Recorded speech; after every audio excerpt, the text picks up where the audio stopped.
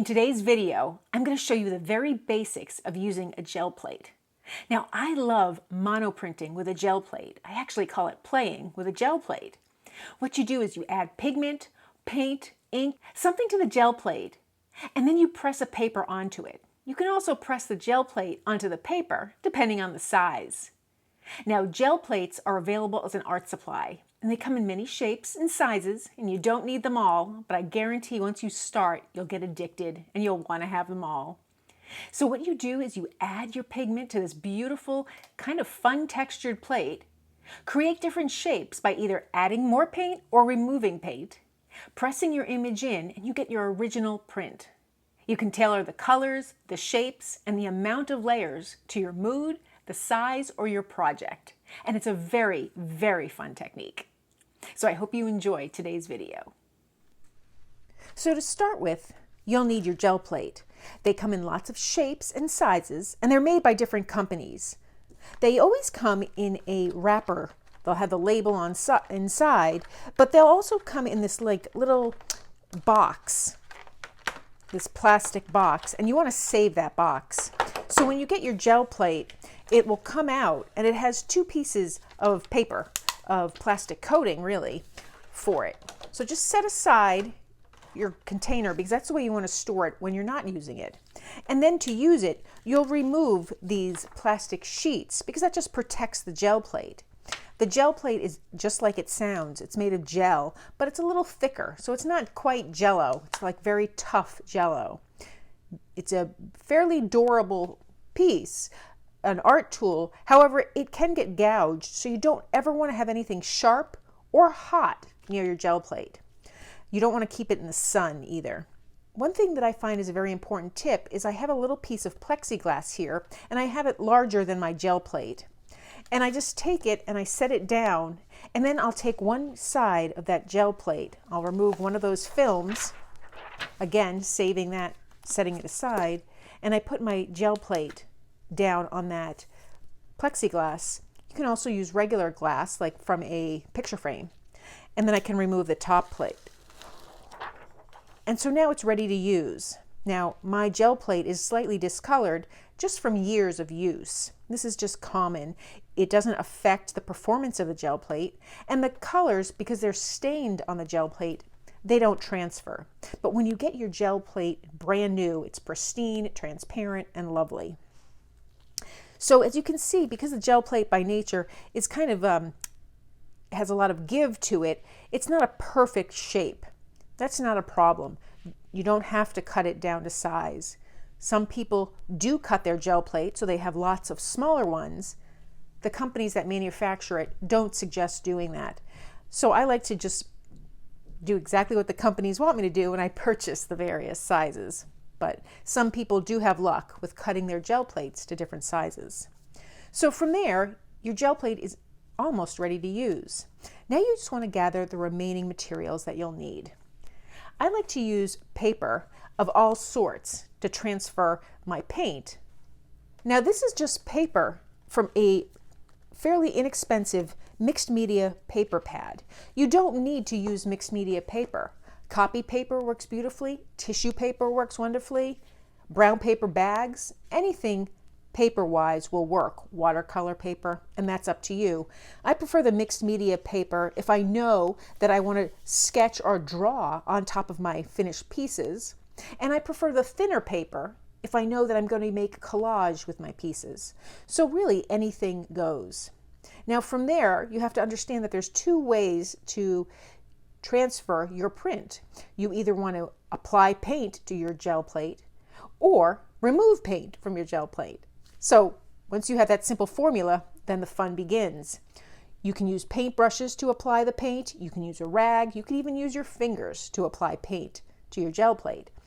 I like to use a brayer because I like to cover the entire plate with paint. And that's just one technique. You don't have to use that technique, but I'm going to show you the basic technique today. And in future videos, I'll show you variations. They're always fun to play around with. And I always call using my gel plate playing. It's just playing with the gel plate. Next thing I like to do, particularly for a basic technique, is just to get some stencils that I have. They're either ones that I made or ones that I purchased. And this is a great way to use the gel plate and the paint that I have on it, but remove some of the paint or even hide it. From here, you want to start adding your paint. Now, because I know that I'm going to use this image to draw on, or I might even use it as a collage element, I'm going to use a matte paint. So I like to use just these very inexpensive matte acrylic paints. You could use high quality acrylic paints. You can use watercolors. You can even use inks. The inks will stain your plate even more. Now, some people like to mix their paints on a palette and then apply them to the plate. But I think for the most basic way, I like to add my paint directly to my plate. So I just take my paint, squeeze it off the bottle, and I just add a little bit to my plate. Now, it is trial and error. You want to figure out just how much paint you need without too much.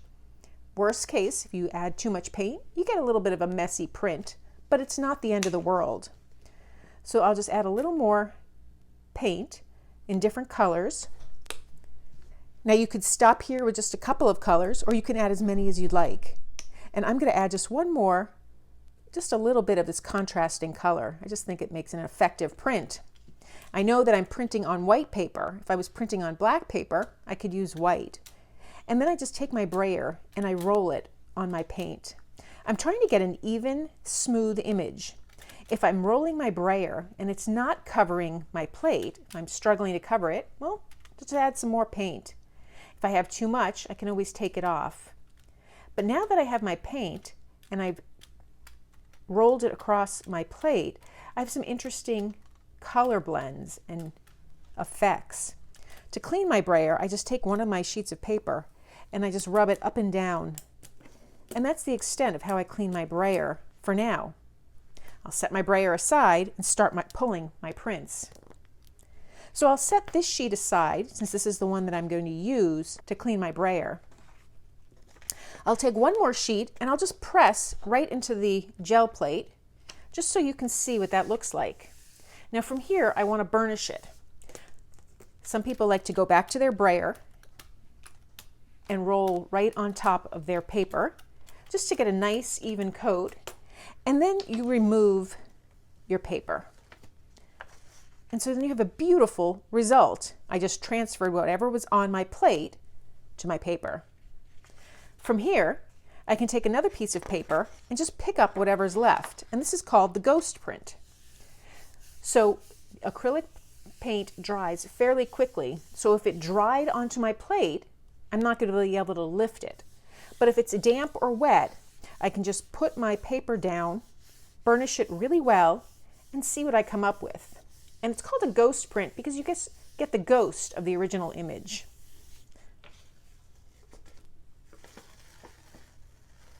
Now you want to remove that paper either immediately or let it dry completely. And when I say let it dry completely, I mean leave it there for 10 or 15 minutes or remove it immediately. Because I removed it immediately, it didn't tear, but if I was any slower, this paper would have torn and been useless. And then I just would have had to clean the torn paper off my gel plate. As it is, I have a little bit of dried paint on the gel plate, and that's okay for me. If it's a problem, I can just take a damp cloth and gently wipe it off. And some people like to just use these little baby wipes. They're little pre-moistened cloths. I always get the fragrance-free or the very gentle formulas, and then you can just wipe it off.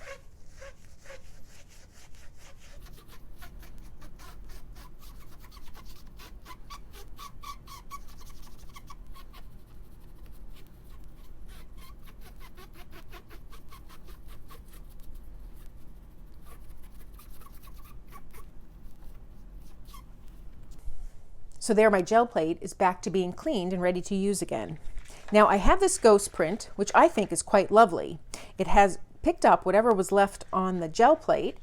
Then I have my original print here, or the pull, and I just think that's lovely, and this makes a beautiful background. But that's only one layer of prints.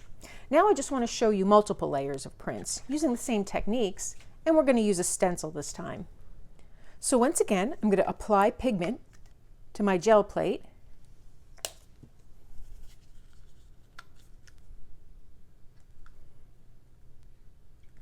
This time I think I'll only add the 2. I'll roll this in.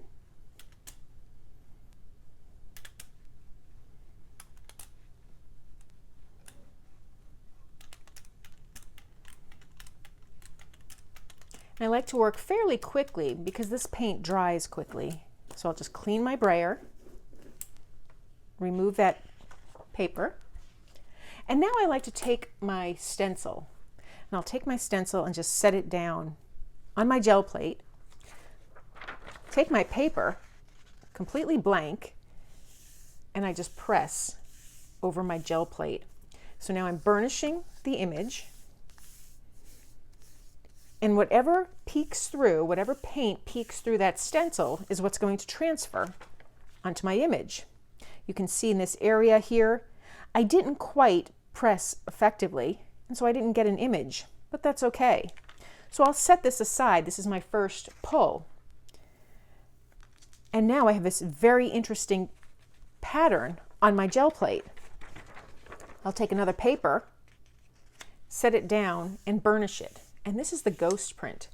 Sometimes the ghost print is more effective than the first print, and that depends on the shape and the size of your stencil and the amount of paint you put down. So again, I want to pick it up either sooner or leave it dry completely so it doesn't tear my paper when I'm removing it. And I have this beautiful image with a lot of texture. So that's very intriguing. Now I even have some paint left on my gel plate. There's not a lot though, so if I was to take a piece of paper, I don't think I would pick up very much. So let's try that. This third pull is called a bonus print. Depending on the amount of paint you have, the size stencil, and all those factors, you may or may not get a pull from that. So I did get a little bit of a pull for my bonus print here. It's kind of interesting. I can use it as a base layer, but I still have some of that paint that dried onto my paper.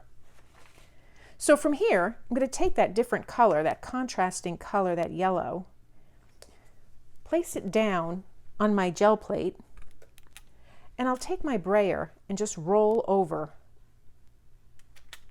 covering the entire piece.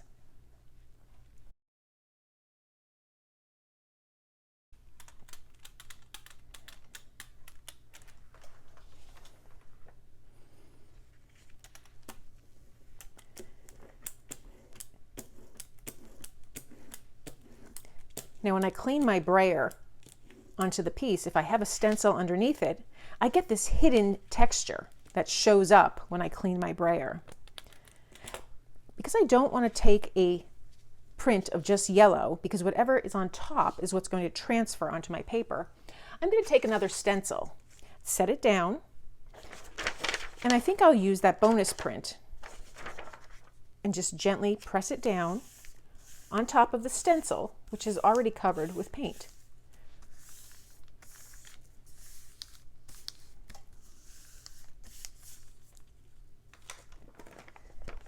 And so therefore I have my bonus print peeking through.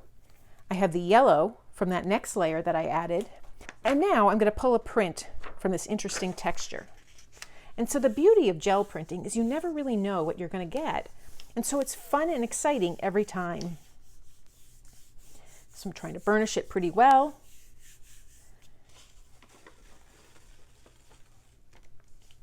And I'll remove. And so there I have removed my paper, and there I have another print, and that's really exciting and interesting. So now I'm going to take a little more of that yellow, put it down with maybe another color here, this lighter blue, and just play a little more. I'll put my used stencil down, my brayer cleaning paper down. I'll roll the color here, the pigment.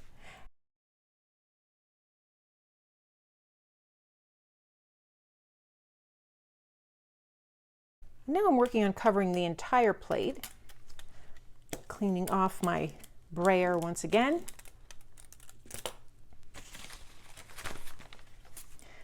Put another stencil down.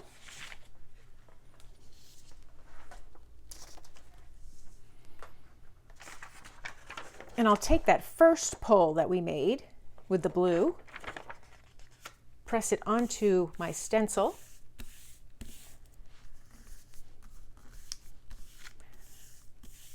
burnish it fairly well, and now I have lots of texture and color happening on this piece. I'll remove my stencil again, take a piece of paper, and pull this ghost print.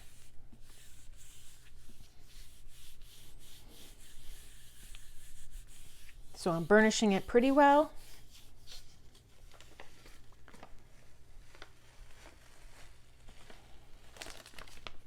And now I have another interesting print. Now the last thing I want to do to end this basics tutorial is to take a really dark color to put on my gel plate. So I'll take some of this black, but not a lot. I just want enough to cover the gel plate. I'll roll it in, nice thin layer.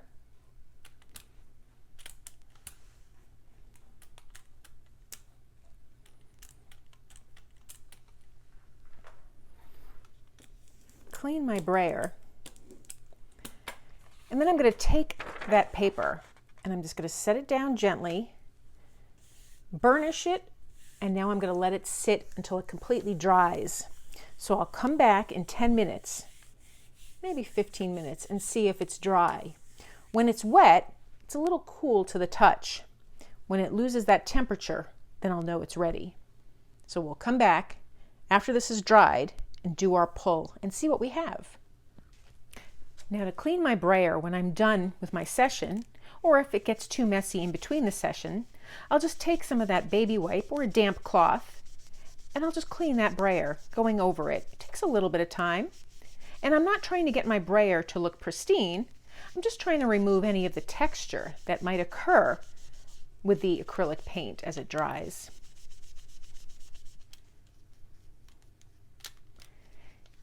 If you don't get to cleaning the brayer right away, and you find the acrylic paint has dried and left quite a buildup, well, in most cases, you can just peel it off as if it was a skin, and you can remove the acrylic paint at that point. So you don't have to worry about ruining your brayer. The only thing that will really ruin your brayer is if you gouge it or cut it somehow, or melt it. Another question I get asked when I do workshops is, what do I do with my stencils? Well, sometimes I'll clean them and I'll let them sit in a sink of very warm, soapy water, and then I can just pull off the acrylic that is dried on them.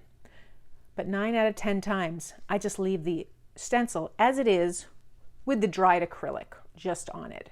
So it's personal preference. You can also take your baby wipe and scrub your stencil if you like them nice and pristine. Okay, so it's been about 20 minutes now. It is not cool to the touch anymore, and because the paint has dried underneath it and the paper has essentially attached itself to the gel plate, and because of the nature of acrylic paints, it forms skin. And so I can just gently remove the paper and it will pick up the paint and actually clean the gel plate. But you have to make sure that it's completely dry, otherwise your paper will tear. Now you can see that it's offering me a little resistance here, but it's very effective both to clean the plate and to get a very interesting print because it's picked up all those layers that were currently on the plate. Again, I want to take it slow because I don't want to tear that image. The worst thing you can do is rush this process. It will tear the paper, especially if that paint is not dry. So now my plate is mostly clean and I have this really interesting image here. Just wanted to take a moment and show you all the pulls and the prints that we made. So I have that image. I have the two prints from just when we cleaned the brayer, and I just think this is beautiful. It makes a lovely background, and it can be nice paper for collage work because of all that texture and that interesting motion. And then we have the prints that we actually made. The first one where we just covered the gel plate and we got a very interesting print. And then when we started playing with the stencils and the different colors and the different layers and the buildup produces very interesting results. So now I'll just trim down any of the larger papers just so that they all fit in file folders. And I have these stored inside file folders by color family. So I have greens and blues in one, and yellows and oranges in the other, and so on. So that's just one of the techniques you can use with your gel plate. So that's the very basics of gel printing. I like to use all sorts of objects that I find, and I start to see things around the house very differently on how I can use them and their texture in my gel printing. If you found this video helpful, please give it a thumbs up and be sure to subscribe. Thanks for joining me today.